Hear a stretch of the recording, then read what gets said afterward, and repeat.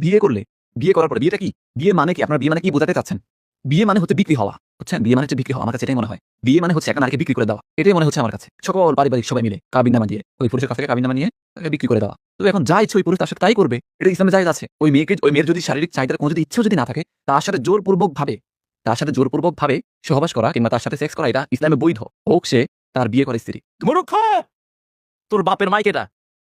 আসসালামু আলাইকুম। আপনারা দেখলেন কালা মিসাইল এ নাম নাস্তিকের নাম। তিনি বললেন ইসলাম অনুযায়ী একজন নারীকে বিয়ে করা মানে তাকে ক্রয় করে নেয় এবং একজন নারী বিয়ে হওয়া মানে বিক্রি হয়ে যায়। এখন তার সঙ্গে যা খুশি করা যাবে এবং তার ইচ্ছা অনিচ্ছা কোনো প্রয়োজন নেই। অথচ এই হলো একটা বাটপার। কারণ হাদিসে বলা হয়েছে যে ওই লোক উত্তম যে লোক তার স্ত্রীর কাছে উত্তম, এবং ইসলাম অনুযায়ী হলো নারীকে কোনো একজন নারী যদি বিয়ে হতে চায় তাহলে তার সম্মতি লাগবে। তার সম্মতি ব্যতীত হলো তাকে কেউ বিয়ে করতে পারবে না। এটা হচ্ছে ইসলামের বিধান। অথচ সে বলছে যে হলো বিয়ে যদি হয় কোনো একজন নারী তার সঙ্গে তাহলে তাকে সেক্স করবে, তার সঙ্গে ইচ্ছা বা অনিচ্ছা কোনো মূল্য নেই।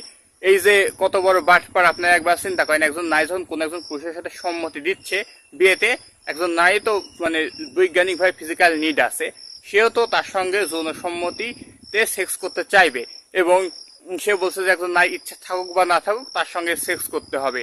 অথচ একজন নারীর ইচ্ছা থাকবে না কেন? ইচ্ছা স্বাভাবিকভাবে একজন থাকবে, এবং ইচ্ছা যদি না থাকে তাহলে সে মানে বিয়ে হবে না।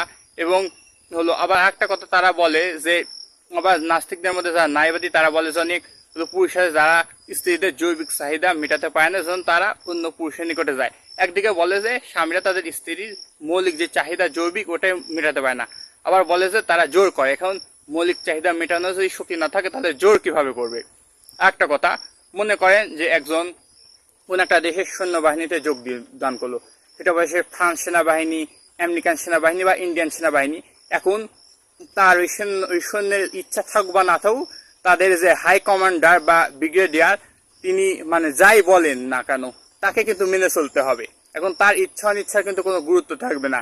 এখন এখন কি মানে ওই সৈন্যবাহিনীদের কি কি তাদের হলো সেনানায়ক কি অত্যাচার করে এটা বলবে? না, বলবে না। বলবে যে একটা মানে চাকরি করছে, এটাতে মানে তাদের নিয়ম নীতি মানতে হবে। ওরকম তাদের নিকটে বিয়েও এটা নাকি একটা চাকরির মতন বা একটা কাজের মতন। তাহলে জোর করা এটা তো অনৈতিক না। একজন মানে সেনানায়ক যদি তার সৈন্যদেরকে জোর করে তাদের ইচ্ছার বিরুদ্ধে চলতে, তাহলে একজন স্বামী যদি স্ত্রীকে মানে খেতে দিচ্ছে, পড়তে দিচ্ছে, তাহলে তার ইচ্ছার বিরুদ্ধে যদি কোনো কাজ করতে জোর করে তাহলে কিসের অন্যায় কিসের?